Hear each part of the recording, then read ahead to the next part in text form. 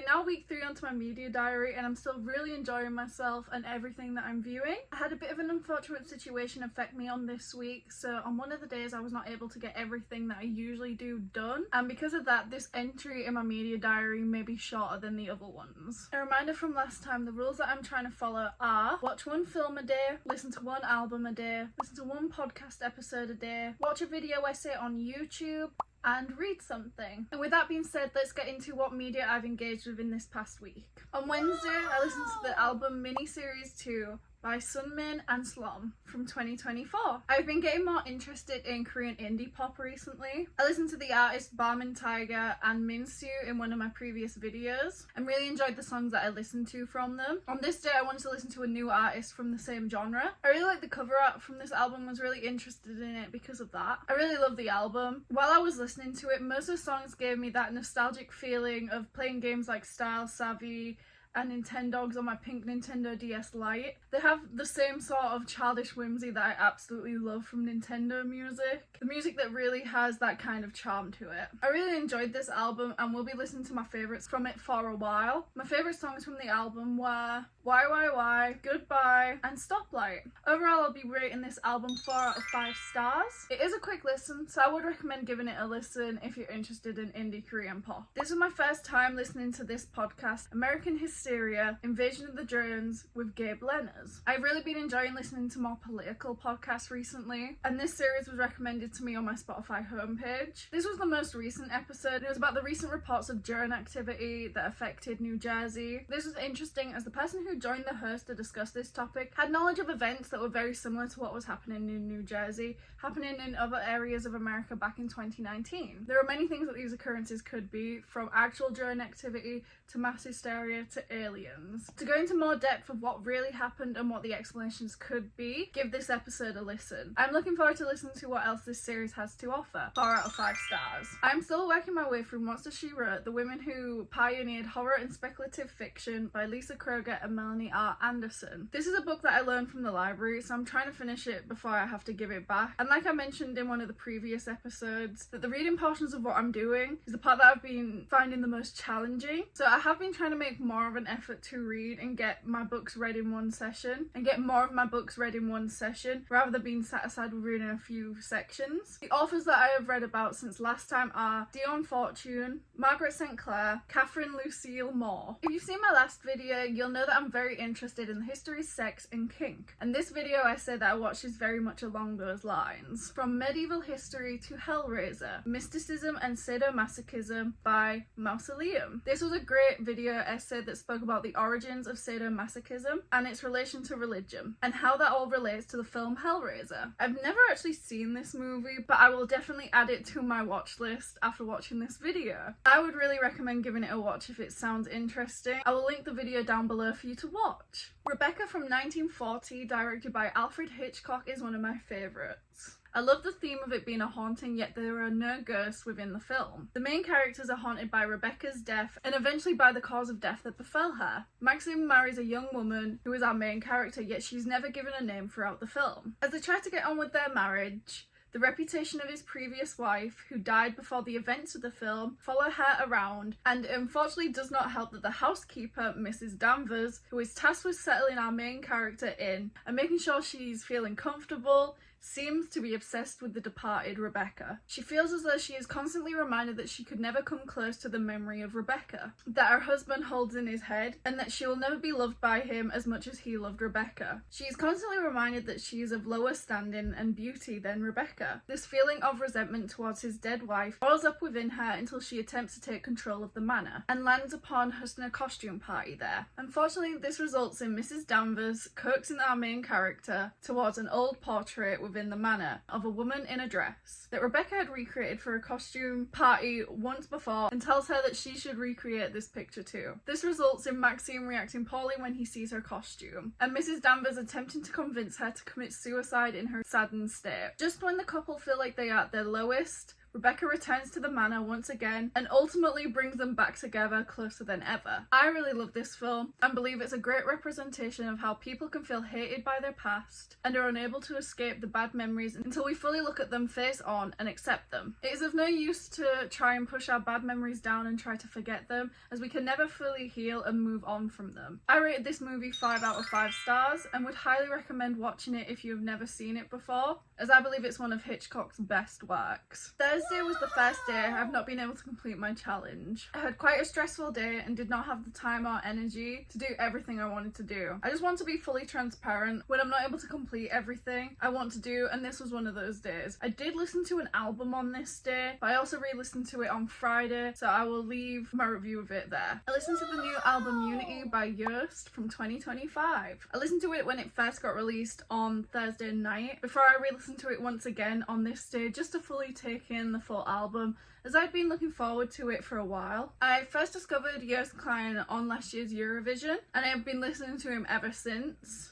A few of the songs on this album were singles that we'd already heard from last year, such as Europapa, Luftballon and Filthy Dog, but there were a lot of songs that we'd never heard before, as well as one song that we'd been waiting a couple of years for that I was really excited to hear. The songs were really fun and silly, but the album had a solid message, and that message is really that the world needs to be united against these massive corporations that have such a grip on the world's money and politics. My favourite songs on the album were Kunsten Music, Internet Cafe 24/7 and Filthy Dog, but it's an album in which I enjoy all of the songs. I rate this album 5 out of 5 stars. On this day, I listened to the podcast A Bit Fruity with Matt Bernstein, The Incoherent Sexual Politics of the Right. This podcast focused on the recent news of the right-wing influencer Ashley St. Clair giving birth to Elon Musk's 13th child, and the women who proudly present themselves as right-wing online. The woman who has given birth to Elon's 13th child seems to have given him what he wants in an attempt to appease him,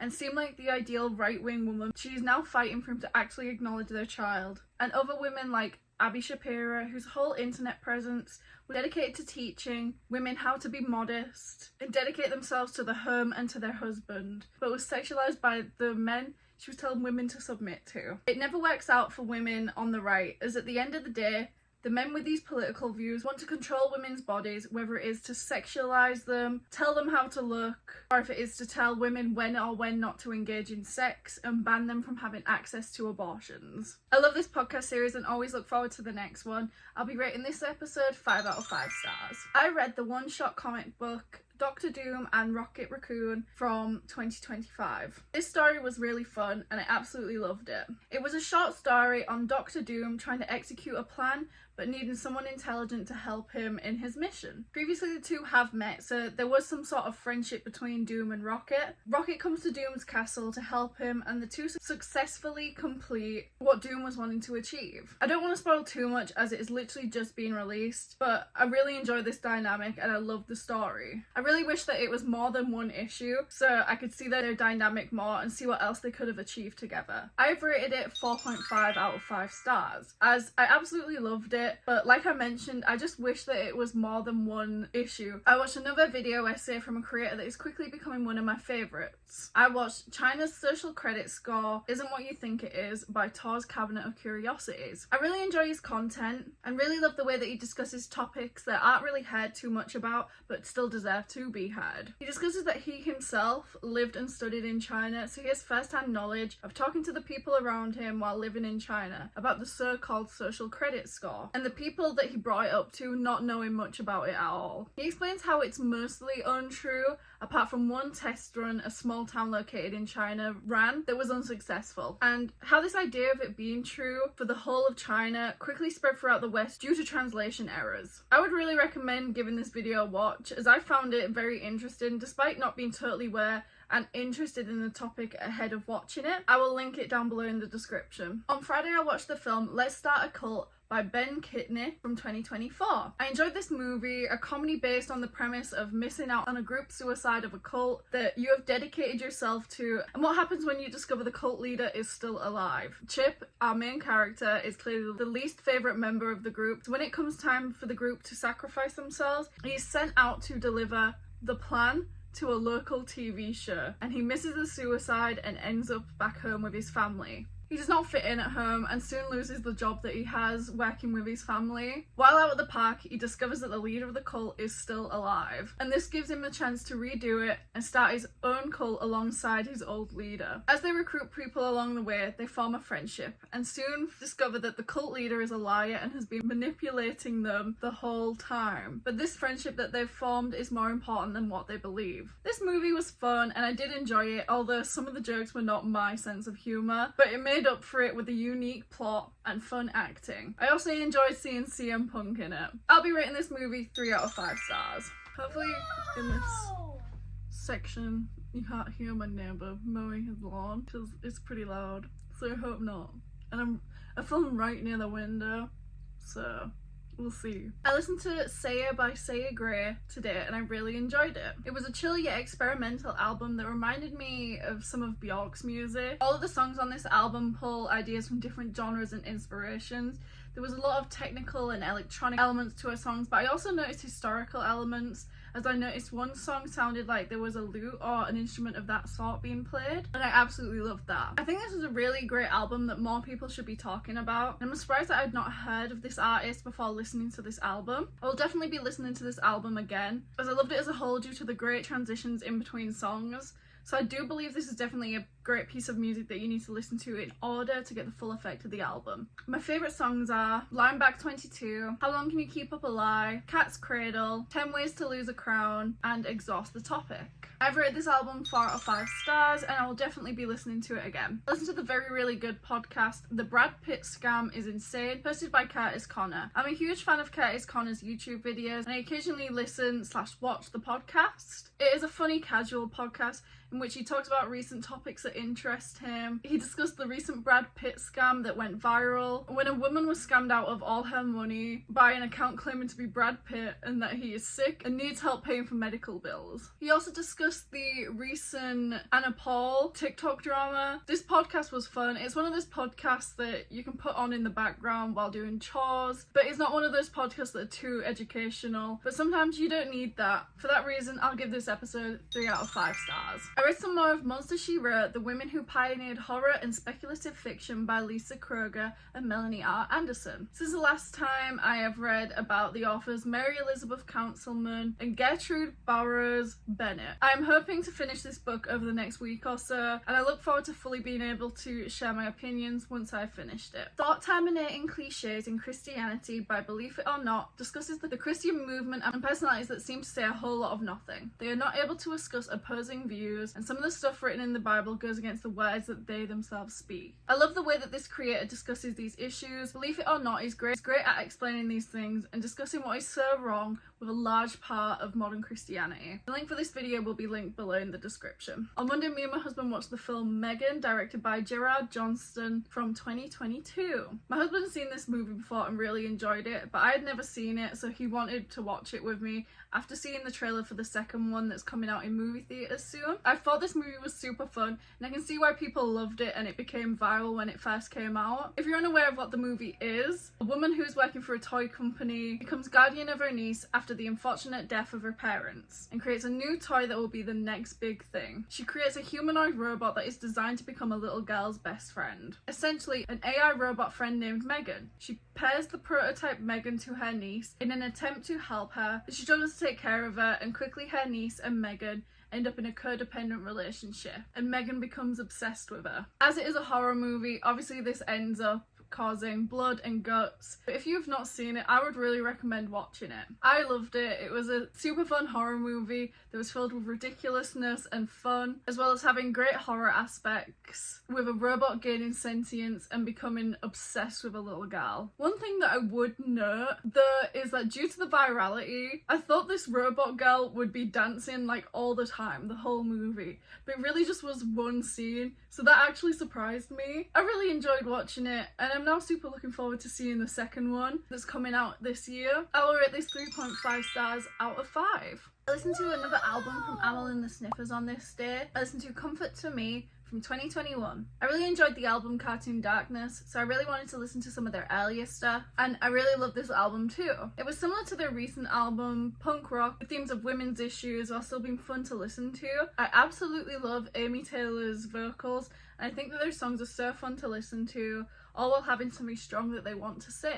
A lot of the songs from this album were my favourites, and I've added a lot of them to my playlist, quite similar to Cartoon Darkness. But if I had to choose my favourites, I would choose Freaks to the Front, Security, Hurts, and Knifey. But I loved all of them so much. I'll be rating this album 5 out of 5 stars. I discovered a new podcast to listen to that I've been enjoying on this day. I listened to the podcast In Bed with the Right, episode 57, Mark Zuckerberg. This episode was all about the history of Mark Zuckerberg and discusses why he is the way he is now. It was very interesting to hear his whole story of how he always seems to have been a grifter, down to coding Facebook for other people and then taking the idea and the whole thing for himself, and claiming that he created something that was amazing and never seen before, despite websites such as MySpace already existing. It follows him throughout the Silicon Valley boom and how he was seen as this nerdy guy who was creating new things, and how he was super young and he became a billionaire. During this time and the early 2010s,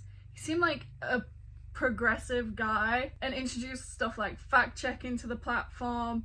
But in light of the 2024 election, he's gone back on this and removed this action on his platforms, as well as appearing on the Joe Rogan podcast to talk about how he wants to defeminize the Meta offices. This hour-long podcast goes into much more detail, but I'm super interested in why the richest men in the world are on the right, so I found this podcast fascinating. I will rate this 4 out of 5 stars, as a lot of the information from this I already knew, but it was great to hear some new perspectives on it. I read some more of Kinky History by Esme Louise James on this day.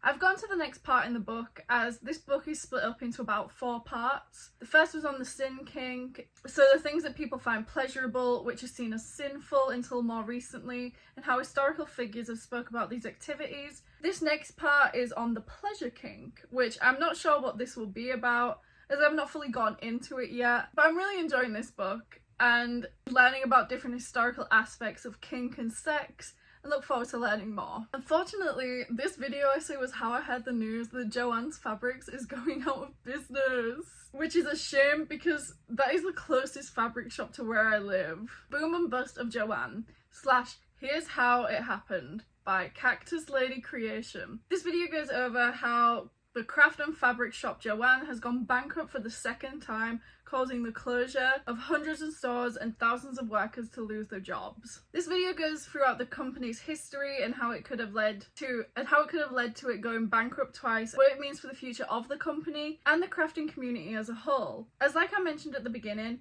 Joann serves the crafting community, as for someone like me, it's the nearest craft store, and by that I mean it's still a 20-minute drive, and for me I like to be able to see and touch the fabrics that I use for sewing in person, so I can imagine the closures of the stores is going to be a disappointment to so many.